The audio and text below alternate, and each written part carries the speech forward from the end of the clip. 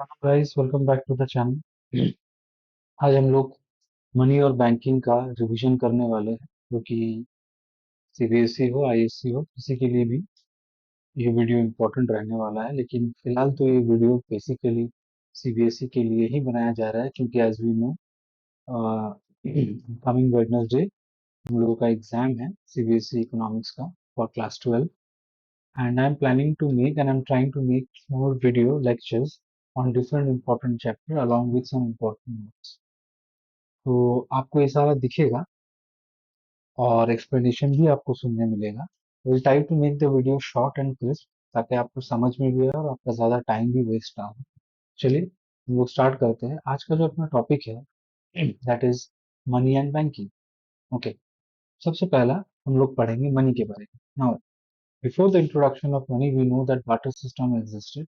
इसके बारे में थोड़ा सा नॉलेज हम लोग गैदर कर लेते हैं कि बार्टर सिस्टम एक ऐसा इकोनॉमी जिसको हम लोग सी टू सी मानते हैं, that is commodity to commodity. I repeat, it is a commodity to commodity economy, जहाँ पे क्योंकि as we know that previously money का तो कोई एग्जिस्टेंस था नहीं, मनी तो बहुत बाद में आया। Before that commodity acted as money itself and it were exchanged for some other commodity. जैसे मान लीजिए यहाँ पे मिस्टर ए है, जैसे आपको ये डायग्राम में दिख रहा होगा। मिस्टर ए के पास एप्पल्स है, ठीक है। और ये हो गया मान लीजिए मिस्टर बी, और मिस्टर बी के पास एक hen है या एक कॉक है मान लीजिए।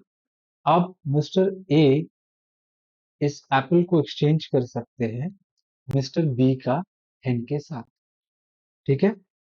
तो ऐसा बार्टर सिस्टम में होता था, क्योंकि मनी तो था नहीं, तो commodity itself acted as money. सामने वाले इंसान को जो जरूरत का सामान है, अगर वो आपके पास है, और उसके पास जो सामान है अगर वो आपको चाहिए, जैसे मान लीजिए यहाँ पे ये होना चाहिए कि मिस्टर ए अपने एप्पल को इस चिकन के साथ एक्सचेंज करने के लिए रेडी हो।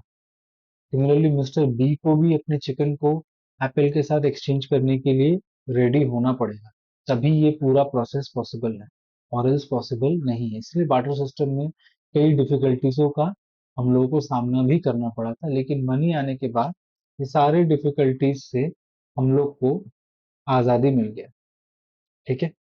मनी आने के बाद ये सारे डिफिकल्टीज से हम लोग को आजादी मिल गया। चलिए देखते हैं कि सबसे पहला, आप जैसे कि मनी का अगर छोटा सा एक डेफिनेशन अगर आप फ्रेम करना चाहे तो आप ऐसे बोल सकते हैं कि money is basically a medium of exchange. Money is basically, ठीक है, अ मीडियम ऑफ एक्सचेंज। ये प्राइमरी मोटिव था मनी को लाने का, ठीक है, ताकि अपना जो एक्सचेंज है वो इजीली हो सके, जो कि बार्टर सिस्टम में पॉसिबल नहीं था, क्योंकि बार्टर सिस्टम में रेसिप्रोकल डिमांड का एक बड़ा मुद्दा सामने आता था अपने सामने। क्योंकि जैसे यहाँ पे ये जो इंसान है, ये अपना एप्पल दे के चिकन लेने के लिए रेडी होना चाहिए, और अगला अगला जो बंदा है उसको भी अपना चिकन दे करके एप्पल लेने के लिए राजी होना करना पड़ेगा। और ये तभी होगा कि जब इंसान को एप्पल चाहिए या इसको चिकन चाहिए। तो ये इसको बोलते हैं प्रॉब्लम ऑफ रेसिप्रोकल डिमांड, जो कि बार्टर सिस्टम में एग्जिस्ट करता था, लेकिन मनी आने के बाद इन सारे प्रॉब्लम से हम लोग को रिलीफ मिल गया। ये देखिए आपको स्क्रीन के सामने आपको दिख रहा होगा कि फंक्शंस ऑफ मनी। मनी का जितना भी फंक्शन है उसको हम लोग दो हिस्सों में बांटते हैं। जैसे अपना एक हो गया प्राइमरी फंक्शन, और दूसरा हो गया बेटा सेकेंडरी फंक्शन। इसका सारा एक्सप्लेनेशन जो है वो नीचे है, लेकिन एक्सप्लेनेशन में जाने से पहले आपको छोटा सा ब्रीफ आइडिया दे देते हैं हर चीज के बारे में। देखिए, as a medium of exchange money का फंक्शन तो यही बनता है कि मनी को आप यूज करके गुड्स एंड सर्विसेज एक्सचेंज कर सकते हैं, क्योंकि मनी के पास एक चीज है जिसको हम लोग बोलते हैं जनरल एक्सेप्टेबिलिटी। ये मनी के पास है, क्योंकि मनी एक लीगल टेंडर है, ठीक है। और लीगल टेंडर होने की वजह से इसको, सेंट्रल बैंक होता है किसी भी कंट्री का या गवर्नमेंट है, इन दोनों का रजामंदी है इन लोगों के पास, ठीक है बेटा। तो इसको यूज करके हम लोग किसी भी तरीके का एक्सचेंज कर सकते हैं। तो पहला फंक्शन इसीलिए बैठता है medium of exchange, because money के पास ये कैपेसिटी है कि आप उसको यूज करके, मतलब उसको एक्सचेंज करके आप दूसरे गुड्स एंड सर्विसेज अवेल कर सकते हैं। चलिए, नेक्स्ट आता है measure of money. Measure of money में बेटा जी कीवर्ड आपके पास यही बनता है कि इसको मतलब आप बता सकते हैं कि मनी जो है वो एक कॉमन, आई रिपीट, मनी जो है वो एक कॉमन डिनोमिनेशन का काम करता है, समझ गए, जिससे हम लोग गुड्स एंड सर्विसेज को मेजर करते हैं इन टर्म्स ऑफ मनी। जैसे मान लीजिए अगर हम ये बोले कि 1 किलो बासमती राइस कॉस्ट ₹110 पर किलो। बेसिकली 1 किलो जो बासमती राइस है उसको हम लोग मेजर कर रहे हैं मॉनेटरी टर्म्स में, एंड दैट इज ₹110। तो इसी को बोलते हैं measure of value. Because of money वो जो एक्सचेंज वाला जो विषय है ना वो बहुत इजी बन जाता है, और मनी होने की वजह से हम लोग कमोडिटी को मनी के बेसिस पे मेजर भी कर पाते हैं।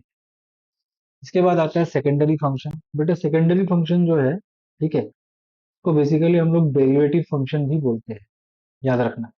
ये जो सेकेंडरी फंक्शन है इसको हम लोग बेसिकली डेरिवेटिव फंक्शंस भी बोलते हैं। अब इस डेरिवेटिव फंक्शन के अंदर जो सबसे पहला फंक्शन निकल करके आता है वो होता है standard deferred payment. Standard deferred payment मतलब मनी को यूज करके, बेटा ये देखिए जो डेफर्ड टर्म है, ये डेफर्ड टर्म मतलब हो जाता है फ्यूचर पेमेंट। मतलब आज आपसे सामान खरीदे, फ्यूचर में किसी डेट में आपको पेमेंट किए, तो इसको बोलते हैं स्टैंडर्ड डेफर्ड पेमेंट। मनी के वजह से ये फ्यूचर पेमेंट वाला जो एस्पेक्ट है ना वो बहुत इजी बन जाता है मनी आने के वजह से, ये याद रखना। मनी आने के वजह से ये जो फ्यूचर पेमेंट वाला जो विषय है ये बहुत इजी हो जाता है, जो कि बार्टर सिस्टम में पॉसिबल नहीं हुआ करता था। ठीक है, याद रखिएगा। तो मनी जो जितना भी क्रेडिट ट्रांजैक्शन है ना इकोनॉमी में, वो मनी के वजह से ही पॉसिबल हो पाया है। मनी है तो पॉसिबल है, correct. Second, store of value. अब मनी को आप अगर आज दिन स्टोर करते हो, ठीक है, आज अगर आप मनी को स्टोर करते हैं तो बेसिकली मनी को स्टोर करने का मतलब यही हो गया, फ्यूचर में वो आपका वेल्थ बन करके आएगा। जैसे बार्टर सिस्टम में, क्योंकि गुड्स कमोडिटी के बदले में ही कमोडिटी था ना, तो कमोडिटी को स्टोर करना बहुत ज्यादा डिफिकल्ट था। लेकिन मनी पोर्टेबल है, इजी टू कैरी है, इसीलिए उसको स्टोर करना बहुत ज्यादा इजी। और गुड क्या है, वो तो पेरिश हो जाते हैं, लेकिन मनी में तो ऐसा पेरिश का कोई ये नहीं है ना। अगर आप अपना एक पिगी बैंक बनाते हैं और उसमें 100 रुपए करके हर मंथ में डालते हैं तो वो पेरिश थोड़ी होगा। हाँ, विथ टाइम मनी का वैल्यू घट जाएगा, मनी का परचेसिंग पावर घट जाएगा, क्योंकि आज जो 100 रुपया है वो 1 साल बाद तो 100 रुपया ही रहेगा, लेकिन उसका जो परचेसिंग पावर है वो घट जाएगा। ठीक है, उस 100 रुपया से आप उतना कुछ नहीं कर पाओगे जो आप पहले कर पाते। तो that is known as store of value. ठीक है, और यहाँ पे आप देखोगे तो यहाँ पे छोटे छोटे शब्दों में हमने इसका एक्सप्लेनेशन आपको सामने प्रेजेंट किया है। That is first one is medium of exchange, correct, okay. The second one is measure of value. देखिए यहाँ पे लिखा हुआ है कीवर्ड कॉमन डिनोमिनेशन, ठीक है, which value of all goods and services are expressed.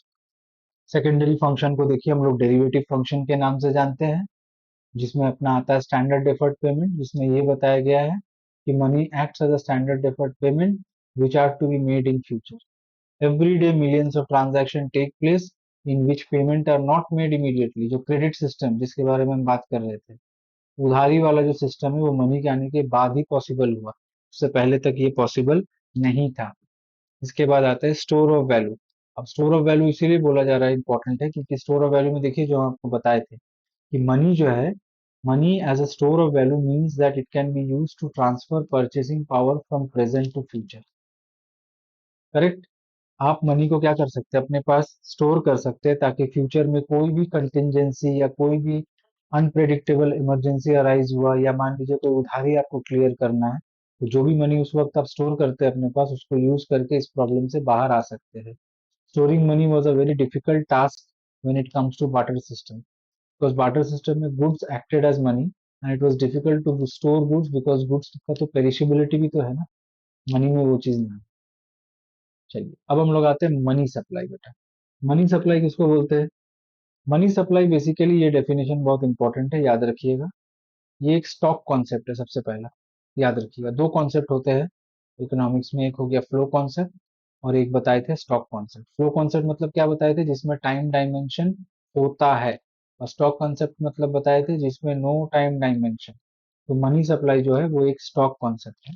इस पे क्या क्या चीज इंक्लूड रहता है, सबसे पहला They are considered as supplier of money.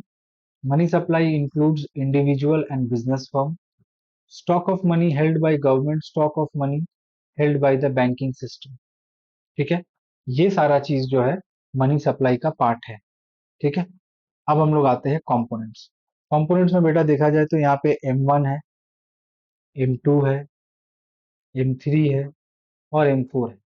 ठीक है, जिसमें से M1 और M2 को हम लोग नैरो मनी बोलते हैं और M3 और M4 को ब्रॉड मनी बोलते हैं। M3 और M4 में सबसे ब्रॉड M4 है और M1 और M2 में सबसे लिक्विड जो है वो M1। M1 जो मनी सप्लाई का एक कंपोनेंट है। ठीक है, तो देखते हैं उसमें क्या क्या है। देखिए M1 में है CC। CC मतलब हो गया बेटा currency held by the public. ठीक है, ये हो गया आपका DD मतलब डिमांड डिपॉजिट्स, और है अदर डिपॉजिट्स विद RBI। ये सब कुछ मिलकर के M1 बनता है। आपको सिंपली ये डेफिनेशन जो है वो याद करना है। ये देखिए यहाँ लिखा हुआ है, deposits of Indian government with RBI, ये सब इंक्लूड नहीं रहता है। This things are not included in M1।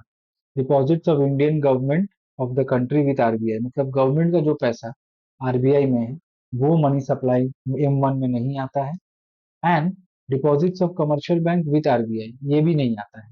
ये लोग दोनों मनी सप्लाई का हिस्सा मतलब M1 का हिस्सा नहीं बनते हैं। करेक्ट। M1 का as I told you transaction money बोला जाता है और ये मोस्ट लिक्विड फॉर्म होता है। M1, M2, M3, M4 इन चारों में सबसे लिक्विड फॉर्म होता है M1। अब मुद्दा ये आता है सर यहाँ जो लिखा हुआ है ना अदर डिपॉजिट्स विद RBI, इस अदर डिपॉजिट्स में क्या क्या है। तो इसमें बेटा अगर आप देखोगे इस अदर डिपॉजिट्स में यहाँ हमने लिख दिया है अदर डिपॉजिट्स में क्या क्या है। It includes demand deposits with RBI। Number one, demand deposits with RBI। Number two, demand deposits with RBI can be held only by quasi-government agencies, international agencies or former governor of RBI. And the third one, demand deposits of financial institution like NABARD. ये सारा चीज जो है वो other deposits के अंदर आता है और इन लोगों को हम लोग अदर डिपॉजिट्स में इंक्लूड करते हैं। आपको याद रखना बहुत जरूरी है, एग्जाम में आपको पूछ सकता है। अब फिर से रिपीट करते हैं, ये जो अदर डिपॉजिट विद RBI है इसमें पहला चीज है demand deposit with RBI। Number two, demand deposit with RBI can be held by quasi-government agencies and demand deposits of financial institution like NABARD जो कि एग्रीकल्चर और रूरल डेवलपमेंट को देखता है। ठीक है, चलिए अब आते हैं M2 में। तो M2 बेटा सीधा M2 में पूरा M1 को इंक्लूड किया जाता है और saving deposits with post office. Saving deposits with post office, correct. I repeat, saving deposits with post office. Though the size of post office saving account is negligible, M2 is termed as all deposits of M2 are not liquid। तो post office और कौन ज्यादा use करता है, लेकिन आपको ये याद रखना जरूरी है कि M2 में M1 आता है और saving account deposit with post office. अच्छा, अब आते हैं M3। As I told you, M3 और M4 दोनों को ब्रॉड में ही क्लासिफाई किया जाता है। M3 में क्या आता है बेटा, M3 में पूरा M1 आता है along with the time deposits. Time deposits मतलब बोले तो फिक्स डिपॉजिट्स। ठीक है, याद रखिएगा टाइम डिपॉजिट मतलब होता है फिक्स डिपॉजिट्स। ओके, और लिखा है the most common major used for money supply is M3। ये MCQ वगैरह में आ सकता है। अच्छा, अब M4 में आते हैं। M4 में बेटा जी पूरा M3 आ जाता है। ठीक है, साथ ही साथ total deposits of post office. तो ये सब कुछ मिलकर के M4 बनता है। As I told you, M1 M2 को लिक्विड और उसमें M1 को सबसे ज्यादा लिक्विड और M3 M4 को ब्रॉड मनी के क्लासिफिकेशन में हम लोग क्लासिफाई करते हैं। आगे बढ़ते हैं।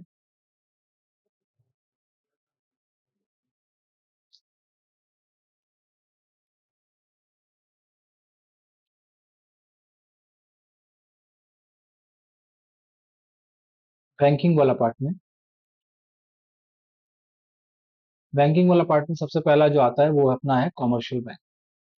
कमर्शियल बैंक क्या करें, कमर्शियल बैंक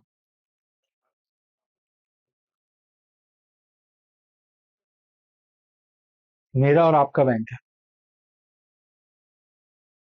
याद रखिए। यहाँ पे हम लोग आम जनता जो होता है वो अपना अकाउंट मेंटेन करता है। ठीक है, इसका काम मेन क्या है, इसका मेन काम है पब्लिक से जो है डिपॉजिट एक्सेप्ट करना और फिर उसी को लोन के तौर पे सामने फॉरवर्ड करना। अलॉन्ग विद दैट आज इसका और भी बहुत सारा फंक्शन है, वो हम लोग पढ़ेंगे नीचे। उससे पहले एक चीज पढ़ते हैं बेटा, हम लोग बोलते हैं रिजर्व रेशियो। रिजर्व रेशियो बहुत इंपॉर्टेंट है। रिजर्व रेशियो मतलब रिजर्व रेशियो का दो एस्पेक्ट होता है। एक होता है सीआरआर और एक होता है एसएलआर। मतलब कमर्शियल बैंक जो है वो क्या कर, ये है रिजर्व रेशियो में दो एस्पेक्ट होता है। एक होता है सीआरआर और एक होता है एसएलआर। सीआरआर का फुल फॉर्म बेटा हो गया कैश रिजर्व रेशियो, और एसएलआर का फुल फॉर्म हो गया आपका स्टैट्यूटरी लिक्विडिटी रेशियो। और ये पूरा चीज को हम लोग रिजर्व रेशियो भी बोलते हैं, एलआरआर भी बोलते हैं। मतलब लीगल रिजर्व रेशियो मतलब एक कमर्शियल बैंक को अपना जो एक्सेस कैश है ना उसको दो तरीके से वो पार्क कर सकता है। एक है वो सेंट्रल बैंक के पास अपना एक सर्टेन अमाउंट ऑफ डिपॉजिट जो सेंट्रल बैंक प्रिस्क्राइब करता है, out of the total deposit एक सर्टेन अमाउंट वो सेंट्रल बैंक के पास रख सकता है, दैट इज सीआरआर। ठीक है, that is known as CRR. And के बाद और थोड़ा सा डिपॉजिट्स वो अपने पास रख सकता है in the form of cash, in the form of gold and in the form of approved securities. ठीक है, इसका मतलब एक जो कैश वाला पोर्शन है पूरा वो अपने रख देगा सेंट्रल बैंक के पास, और एसएलआर जो है वो अपने पास मेंटेन करता है under the instruction of central bank. Reserve ratio का इसलिए दो पार्ट है, एक सीआरआर और एक एसएलआर। यहाँ पे देखिए डेफिनेशन प्रेजेंट है, आपको दिख रहा होगा। CRR refers to the cash reserve commercial bank with central bank as a percentage of the deposit. मतलब कमर्शियल बैंक का जो टोटल डिपॉजिट है उसका एक सर्टेन परसेंटेज वो सेंट्रल बैंक के पास मेंटेन करता है। और एसएलआर में क्या है, it refers to the reserve in the form of liquid asset, जो वो अपने पास ही रखता है वो किसी और के पास नहीं, अपने पास ही मेंटेन करता है। certain percentage of cash as prescribed, certain percentage of reserve is kept in the form of gold, and the rest in the form of approved security. ये both SLR and CRR are fixed by the central bank, and both are legal bindings on commercial bank. In this sense, both CRR and SLR are legal reserve ratio. ठीक है बेटा, चलिए अब हम लोग आगे बढ़ते हैं, आते हैं क्रेडिट क्रिएशन में। ये एक कमर्शियल बैंक का बहुत ज्यादा इंपॉर्टेंट फंक्शन है, that is credit creation. Commercial bank, एक चीज बेटा याद रखना, कमर्शियल बैंक को हम लोग फाइनेंशियल इंस्टीट्यूशन बोलते हैं। एक तरफ लिख लीजिए एलआईसी, एलआईसी को भी हम लोग फाइनेंशियल इंस्टीट्यूशन बोलते हैं। बट एक कमर्शियल बैंक और एलआईसी में सबसे बड़ा फर्क बेटा जी ये तभी निकल करके आता है जब आप इस एक चीज का नोटिस करें, एक्सक्यूज मी, कि कमर्शियल बैंक के पास ना क्रेडिट क्रिएट करने का कैपेसिटी होता है जो कि एलआईसी जैसा फाइनेंशियल इंस्टीट्यूशन के पास नहीं होता। तो ये एक बड़ा डिफरेंस है, इसको याद रखिए हमेशा। अब ये क्रेडिट क्रिएशन का जो पूरा प्रोसेस है वो यहाँ पे एक्सप्लेन किया हुआ है। हमने एक डायग्राम प्रेजेंट किया है स्क्रीन पे, और इस डायग्राम के थ्रू हम आपको समझाएंगे। ठीक है, ध्यान से देखिए, थोड़ा सा जूम इन कर सकते हैं आप अपने स्क्रीन को ताकि आपको अच्छे से दिखे। जैसे फर्स्ट राउंड में देखिए लिखा हुआ है प्राइमरी डिपॉजिट। मतलब मान लीजिए ये प्राइमरी डिपॉजिट करने वाला है मिस्टर ए। मिस्टर ए ने अपने बैंक में, ठीक है, मिस्टर ए ने अपने बैंक में 10,000 रुपए डिपॉजिट किए। Now because of this 10,000 deposit, जैसे आपको पता ही है कमर्शियल बैंक को अपने टोटल डिपॉजिट का कुछ पोर्शन कैश के फॉर्म में सेंट्रल बैंक के पास रखना पड़ता है, दैट इज सीआरआर। सो उस सीआरआर के तहत मान लीजिए 10% का परसेंटेज सीआरआर है, तो 10,000 का 10% हो गया 1,000 रुपए। 1,000 रुपया चला गया सीआरआर में, और बाकी 9,000 जो है कमर्शियल बैंक क्या कर सकता है, उसको किसी दूसरे को लेंड कर सकता है। मतलब कुछ अपने पास रख करके बाकी कुछ, मतलब अपने पास नहीं, जो भी परसेंटेज सेट किया गया उसके हिसाब से वो साइड हटा करके बाकी वो लोन के तौर पे दे सकता है। अब मान लीजिए उसने लोन दे दिया एक इंडिविजुअल को जिसका नाम निकल करके है मिस्टर बी। मिस्टर बी उस लोन के पैसा को यूज करके पेमेंट करता है मान लीजिए मिस्टर सी को। हो सकता है मिस्टर बी ने सी से कुछ परचेज किया हो, इसीलिए मिस्टर बी ने सी को पेमेंट कर दिया। करेक्ट, सी को जो पेमेंट किया गया सी ने वापस अपने बैंक में वो पूरा पैसा डिपॉजिट किया, दैट इज 9,000।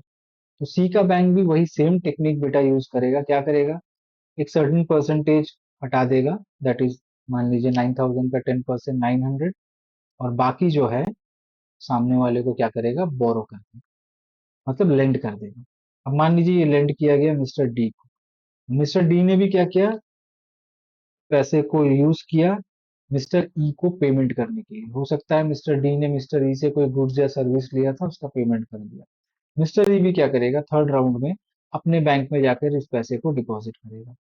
उसका बैंक भी सेम 10% के हिसाब से सीआरआर के लिए काट करके बाकी लोन पे दे देगा। और ये प्रोसेस जो है वो चलता रहेगा जब तक अमाउंट एक नेग्लिजिबल जगह पे इतना छोटा ना बन जाए कि वो लोन देने की स्थिति में ना हो। एंड ऑफ द टेबल आपको दिखेगा कि जो टोटल डिपॉजिट जो 10,000 था वो अब 1 लाख रुपीज हो चुका है, जिसका 10% रिजर्व में पड़ा हुआ है, और बाकी का 90% लोन के तौर पे मार्केट पे पड़ा हुआ है। अब आप बोलिएगा सर मेरे को कैसे पता चलेगा कि ये डायरेक्ट 1 लाख ही आएगा, या आपको कैसे पता चले, तो अपने पास बेटा एक फॉर्मूला है।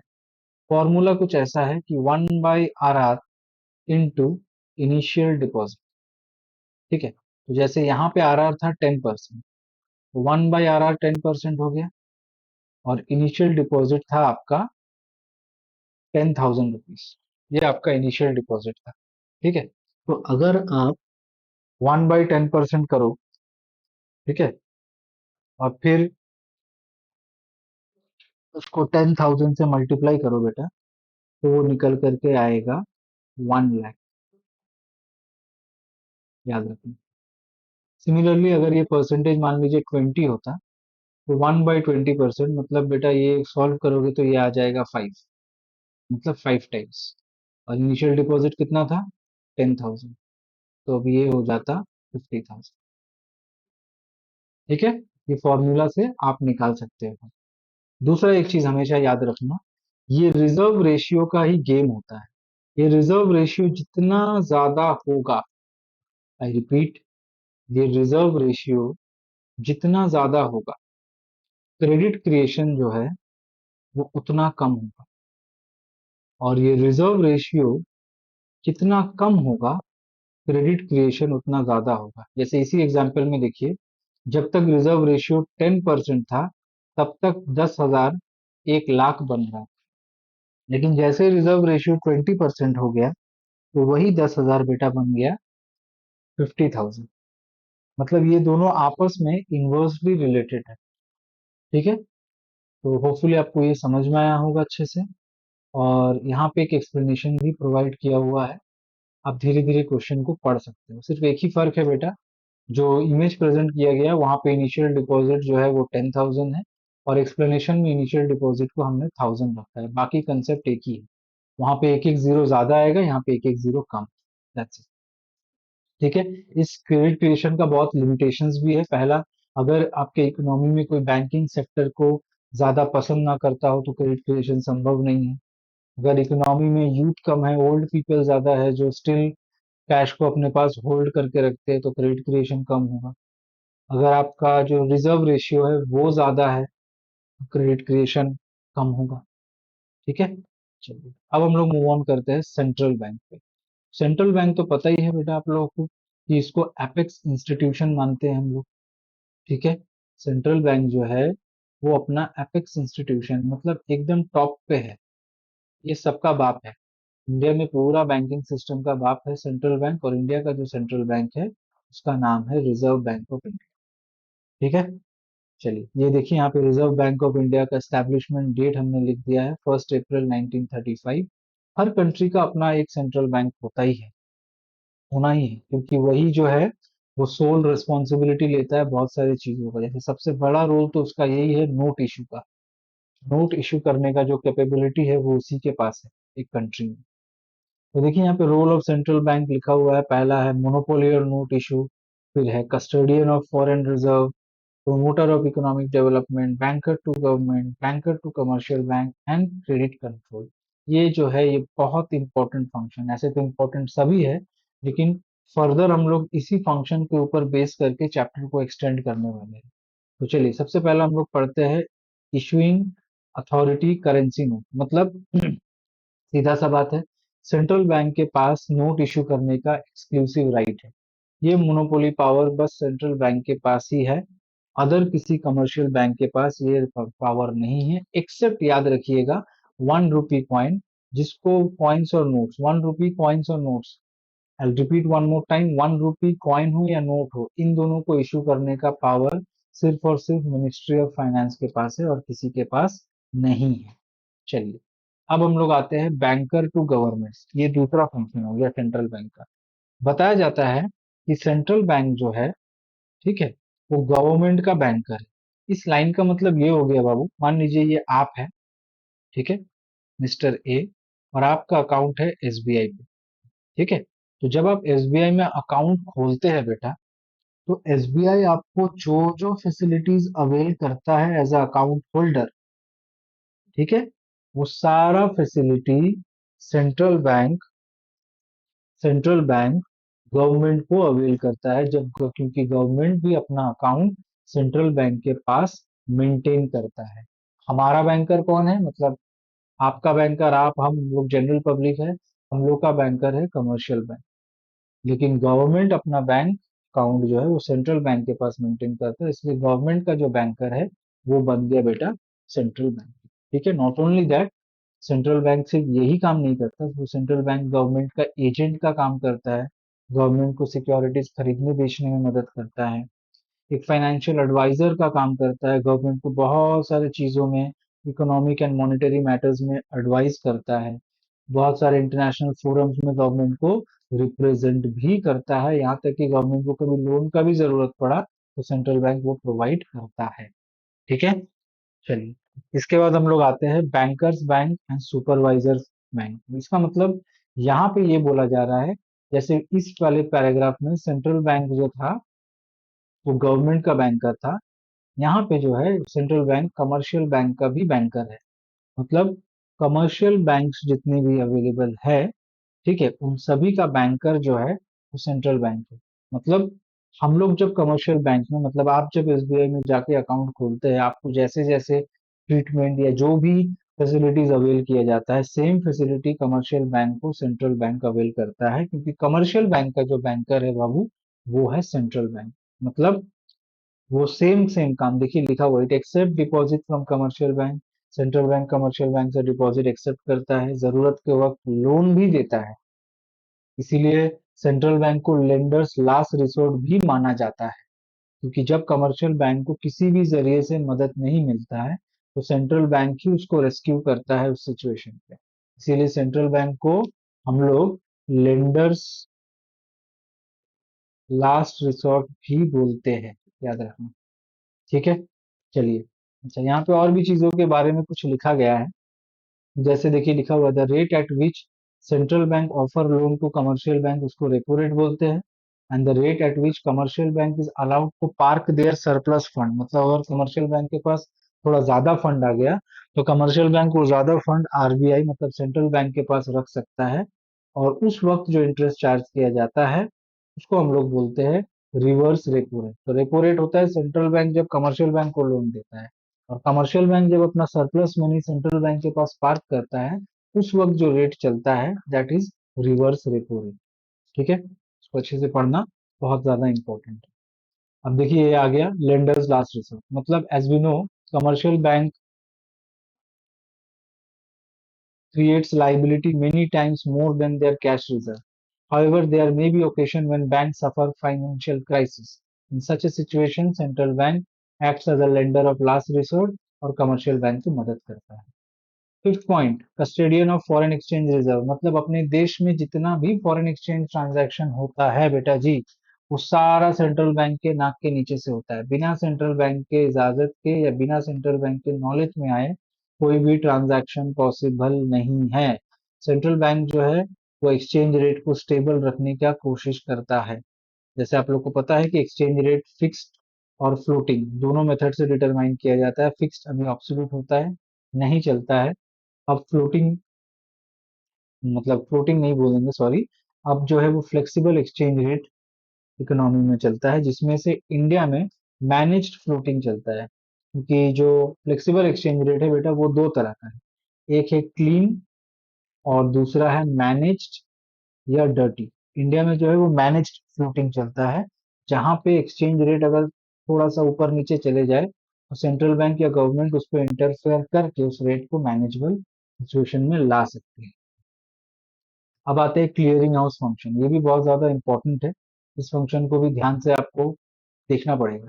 ठीक है, बहुत सारी जगहों में इस फंक्शन का प्रॉपर एक्सप्लेनेशन नहीं है, तो हमने यहाँ पे प्रेजेंट किया है। Central bank acts as a clearing house for settlement of mutual claims of commercial bank. Since central bank hold reserves of commercial bank, it transfers the fund from one bank to another. इसको समझने के लिए एक example ले लेते हैं। मान लीजिए कि मिस्टर ए का जो अकाउंट है बेटा वो है एसबीआई में, और मिस्टर सी का जो अकाउंट है वो है मान लीजिए एक्सिस बैंक में।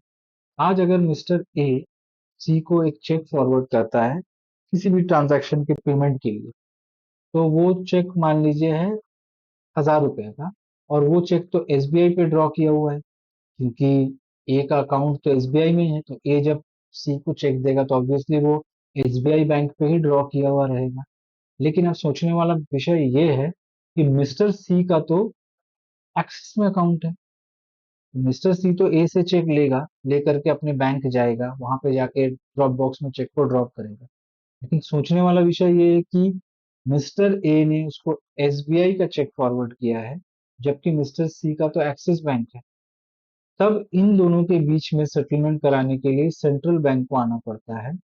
सेंट्रल बैंक बुक एडजस्टमेंट्स की मदद से मिस्टर ए के एसबीआई से पैसा निकाल करके मिस्टर सी के एक्सेस में डाल देता है। इसी को बोलते हैं क्लियरिंग हाउस फंक्शन। ठीक है बेटा जी, चलिए अब आते हैं कंट्रोल ऑफ क्रेडिट। हाँ, क्रेडिट कंट्रोल तो बहुत जरूरी है, क्योंकि अपने इकोनॉमी में आपको पता होगा ये दो जो टर्म है ये अपने को बहुत परेशान करता है। एक हो गया इन्फ्लेशन और दूसरा हो गया बेटा जी डिफ्लेशन। आई रिपीट, एक हो गया इन्फ्लेशन और दूसरा हो गया आपका डिफ्लेशन। इन दोनों चीजों से हम लोग हमेशा परेशान रहते हैं। फिर भी इन्फ्लेशन थोड़ा बेटर है, क्योंकि इन्फ्लेशन जो है बेटा वो स्टैंडर्ड ऑफ लिविंग को बढ़ाता है, बिजनेसमैन के लिए अच्छा है, इनकम एम्प्लॉयमेंट भी बढ़ता है। लेकिन डिफ्लेशन जो है वो इकोनॉमी को एकदम ही डुबा देता है। तो सेंट्रल बैंक का मेन पर्पस क्या होता है? देखिए, पर्पस तो सेंट्रल बैंक के पास भी है, गवर्नमेंट के पास भी है। गवर्नमेंट के पास होता है फिस्कल पॉलिसी, इन चीजों को कंट्रोल करने के लिए, और सेंट्रल बैंक के पास होता है मॉनेटरी पॉलिसी, इन चीजों को कंट्रोल करने के लिए। तो मॉनेटरी पॉलिसी में सेंट्रल बैंक का है, फिस्कल पॉलिसी जो है गवर्नमेंट का है। उद्देश्य बेसिकली यही है कि जब भी इन्फ्लेशन हो तो हम लोग को मनी को पंप आउट करना है, इकोनॉमी से पंप आउट करना है। और जब भी इकोनॉमी में डिफ्लेशन हो तो हम लोगों को मनी को इकोनॉमी में पंप इन करना है। यही दो एस्पेक्ट है बेसिकली। आप अगर देखोगे तो हमने नीचे एक डायग्राम भी प्रेजेंट किया है, जो आपको एक अच्छा एक्सप्लेनेशन प्रोवाइड करेगा। ये देखिए, देखिए इन्फ्लेशन के वक्त, ठीक है, ये अपना two phases of monetary policy, देखिए यहाँ पे लिखा हुआ है। तो आपको बेसिकली क्या ध्यान रखना है कि during the time of recession, ये थोड़ा सा इस डायग्राम में थोड़ा सा अगर आप ध्यान से देखो जे, अगर आप यहाँ देखोगे तो यहाँ पे इफेक्ट्स जो है वो क्वेश्चन में प्रोवाइड किया हुआ है कि कैसे इन्फ्लेशन में क्या क्या चीज होता है, रिसेशन के वक्त क्या क्या चीज होता है, प्रोडक्शन घट जाता है, अनएम्प्लॉयमेंट बढ़ जाता है, बिजनेस प्लान्स को पोस्टपोन कर दिया जाता है, कंज्यूमर के पास खरीदने के लिए ज्यादा कैपेबिलिटी नहीं होता है, बोरोइंग भी डिफिकल्ट हो जाता है। जबकि इन्फ्लेशन में इन सब चीजों का ऑपोजिट इफेक्ट चलता है। ठीक है, तो अब सेंट्रल बैंक के पास दो पॉलिसी होता है बेटा बेसिकली। एक का नाम होता है क्वांटिटेटिव और दूसरे का नाम है क्वालिटेटिव। एक हो गया क्वांटिटेटिव और दूसरा हो गया क्वालिटेटिव। सर दोनों में फर्क क्या है? क्वांटिटेटिव मॉनेटरी पॉलिसी जो है बेटा, याद रखिएगा ध्यान से, वो मनी का जो वॉल्यूम है उस पे कंट्रोल लाता है। और क्वालिटेटिव पॉलिसी पॉलिसी से वो भी मॉनेटरी मनी का सप्लाई को इकोनॉमी में कंट्रोल करता है, लेकिन इन अ प्रॉपर डायरेक्शन। जैसे जहां जरूरी है वहां नहीं रोकता है, जहां स्पेक्यूलेटिव एक्टिविटीज हो रहा है उन डायरेक्शंस में पैसे के फ्लो को रोका जाता है। That is difference between quantitative and qualitative. First policy, as we know, is the bank rate. Now, bank rate is the rate at which central bank lends to the commercial bank. Simple. The effect of change in bank rate is to change the cost of securing fund. A rising bank rate increases the cost of borrowing from central bank, then causes the commercial bank to increase the interest rate which they lend, और इससे कोई loan लेना बंद कर देता है, क्योंकि obvious बात है, अगर सेंट्रल बैंक कमर्शियल बैंक को ज्यादा में सेंट्रल बैंक जो है वो कमर्शियल बैंक को अगर ज्यादा इंटरेस्ट में लोन दे तो कमर्शियल बैंक भी जनरल पब्लिक से ज्यादा इंटरेस्ट लेगा। ठीक है, तो इन्फ्लेशन के वक्त जो है बैंक रेट्स को बढ़ा दिया जाता है ताकि पब्लिक लोन ना ले, और डिफ्लेशन के वक्त इसी बैंक रेट को घटा दिया जाता है ताकि वो ज्यादा से ज्यादा लोन ले, क्योंकि रिसेशन के वक्त इकोनॉमी में मनी को पैसा पंप इन करना पड़ता है और इन्फ्लेशन में पंप आउट करना पड़ता है। ठीक है, यहाँ पे वाइसी वर्सा लिखा है, आप मत लिखना। ठीक है, ये बस समझाने के लिए लिखा गया है। अच्छा, open market operation, open market operation बोले तो पहले आपको समझा देते हैं, फिर आप यहाँ से आराम से अपने पढ़ लेंगे, तो समझ में आ जाएगा। ओपन मार्केट ऑपरेशन बोले तो ध्यान रखिएगा इस चीज का, यहाँ पे जो है कमर्शियल बैंक जो है वो अपना सिक्योरिटीज जो है वो मार्केट में बेचना शुरू करता है। जैसे कमर्शियल बैंक अपना सिक्योरिटीज मार्केट में बेचना शुरू करता है, दिक्कत कुछ नहीं होता है, इससे क्या होता है कि पब्लिक उसको खरीदना शुरू करती है। खरीदने के बाद पब्लिक ऑब्वियसली वाया चेक ही पेमेंट करेगी, और वो सारे चेक्स जो है वो कमर्शियल बैंक के ऊपर ड्रॉ किया जाता है। इसका मतलब जैसे ही पब्लिक ये सारा सिक्योरिटीज खरीदना, ठीक है, शुरू करता है, I'm सॉरी एक चीज गलत बता दी, बेसिकली कमर्शियल बैंक नहीं बेचता है, ये बेसिकली है the act of buying of government securities by central bank from और टू द पब्लिक, मतलब सेंट्रल बैंक बेच रहा है पब्लिक को, तो पब्लिक उन सिक्योरिटीज को खरीदने के बाद चेक में पेमेंट करता है, जो चेक कमर्शियल बैंक्स के ऊपर ड्रॉ किया गया है। करेक्ट, तो ऐसे मतलब इसका मतलब ये हो गया, जितना सिक्योरिटीज बिकेंगे कमर्शियल बैंक से उतना ही पैसा निकल करके सेंट्रल बैंक के पास जाना शुरू होगा। इससे कमर्शियल बैंक का जो लेंडिंग कैपेसिटी है वो घट जाएगा। तो इन्फ्लेशन में ऐसा ही किया जाता है। अब ऑब्वियस बात है, जब रिसेशन होगा तो इसका उल्टा किया जाता है, इन सिक्योरिटीज को मार्केट में बेच दिया जाता है। इससे क्या होता है, पब्लिक को चेक मिलता है वापस से, वो चेक वो लोग कमर्शियल बैंक में डिपॉजिट करते हैं, और इस तरीके से कमर्शियल बैंक में का जो लेंडिंग कैपेसिटी है वो बढ़ना शुरू हो जाता है। ठीक है, इसको अच्छे से याद रखना। इन्फ्लेशन के वक्त जो है, हाँ, central bank open market operation में सिक्योरिटीज को बेचना शुरू करता है, और डिफ्लेशन के वक्त वही जो सिक्योरिटीज उसने बेचा था उसको तब सेल किया था, अब उसी को वो खरीदना शुरू करता है, इससे पैसा इकोनॉमी में वापस पंप इन हो जाता है। इसके बाद हम लोग आते हैं एलआरआर, इसके बारे में पहले भी पढ़ चुके हैं कि कमर्शियल बैंक को दो तरह का रिजर्व मेंटेन करना पड़ता है, एक खुद के पास और एक सेंट्रल बैंक के पास। सेंट्रल बैंक के पास जो मेंटेन करना पड़ता है वो सीआरआर है। इन्फ्लेशन के वक्त सीआरआर को बढ़ा दिया जाता है, और डिफ्लेशन के वक्त सीआरआर को घटा दिया जाता है ताकि कमर्शियल बैंक का लेंडिंग कैपेसिटी पे असर पड़े। नेक्स्ट आते हैं हम लोग एसएलआर। एसएलआर का बोले तो बेटा एसएलआर मतलब पहले ही बता दिए, लिक्विड फॉर्म में सेंट्रल कमर्शियल बैंक अपना जो भी नेट टोटल है का कुछ पोर्शन साइड करके रखता है in the form of cash, in the form of gold, in the form of government approved security. ठीक है, SLR should be increase when credit is to be contracted, मतलब inflation जब चल रहा है तो एसएलआर को बढ़ा दिया जाता है, और डिफ्लेशन के वक्त एसएलआर को घटा दिया जाता है। इन्फ्लेशन में क्या होता है ना, इकोनॉमी को कर्व करना होता है, इसीलिए मनी सप्लाई को कम किया जाता है। चलिए, इसके बाद वाला पॉइंट आता है repo rate. Repo rate as you know, when commercial bank are in need of fund for short period, repo rate short period का एस्पेक्ट है, याद रखिएगा, एमसीक्यू में बहुत इंपॉर्टेंट है।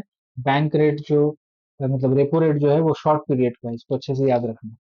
The rate of interest charged by commercial bank on such lending is called repo rate. Rising repo rate makes borrowing by the commercial bank costly. As such, when repo rate is raised, banks are also forced to raise their lending rate, and these have a negative effect. तो inflation में इसीलिए repo rates को बढ़ा दिया जाता है। और reverse repo rate मतलब as I told you, commercial bank अपना जो एक सरप्लस मनी है वो सेंट्रल बैंक के पास पार्क करता है। The rate of interest paid by central bank in such a deposit is called reverse repo rate.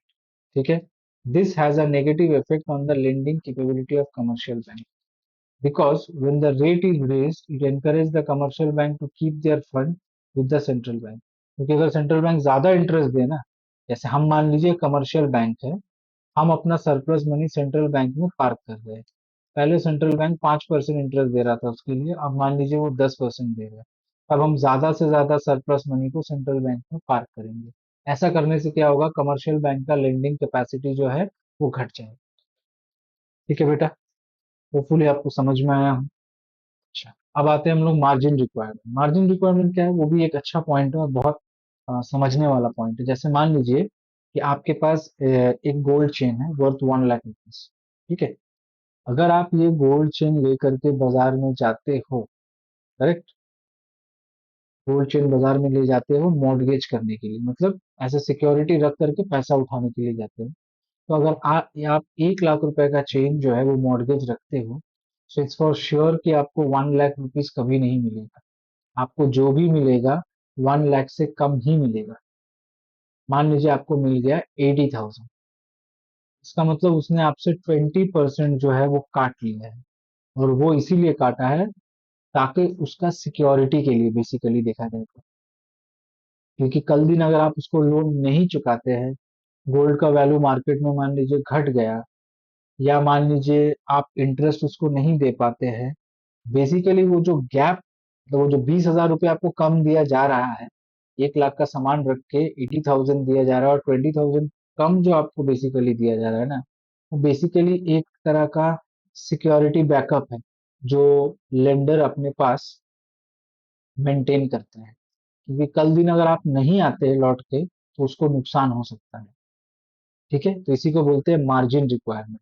अब इन्फ्लेशन में ये मार्जिन रिक्वायरमेंट बढ़ा दिया जाता है। मान लीजिए 1 लाख रुपीज आप रखे, आपको 80,000 मिला, अचानक से मार्केट में इन्फ्लेशन आ गया, तो मान लीजिए वही 80,000 की जगह अब बैंक आपको बोल रहा है अब आप रखोगे तो आपको 60 ही देंगे। तो देखिए मार्जिन रिक्वायरमेंट हो गया 50,000। ये गैप जितना बड़ा होगा ना, आदमी उतना कम बोरो करेगा, और ये गैप जितना कम होगा, इंसान उतना ज्यादा बोरो करेगा।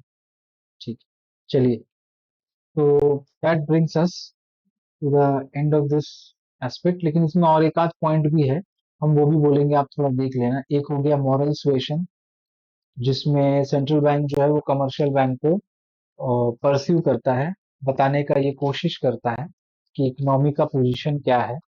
ठीक है, फिर और एक हो गया पब्लिसिटी, वेरियस मीडियम्स के द्वारा सेंट्रल बैंक कमर्शियल बैंक को अलर्ट करता है इकोनॉमी का सिचुएशन क्या है। ठीक है, ये सब क्वालिटेटिव में आता है, margin requirement, moral suasion, publicity, ये सब क्वालिटेटिव इंस्ट्रूमेंट्स है जिससे आप इकोनॉमी में मनी सप्लाई को कंट्रोल कर सकते हैं। मेन उद्देश्य है इन्फ्लेशन और डिफ्लेशन को कंट्रोल करना। सो हमने अपना पूरा जोर लगाया इस चैप्टर को आपको अच्छे से समझाने के लिए। होपफुली आपको अच्छे से समझ में आया होगा। अगर नहीं समझ में आया तो आप कमेंट सेक्शन में बता सकते हैं। I will definitely try to solve your query. ठीक है, चलिए मिलते हैं नेक्स्ट वीडियो में, जिसमें हम लोग बैलेंस ऑफ पेमेंट्स और फॉरेन एक्सचेंज के बारे में जरूर डिस्कस करेंगे। Till then, thank you, keep watching.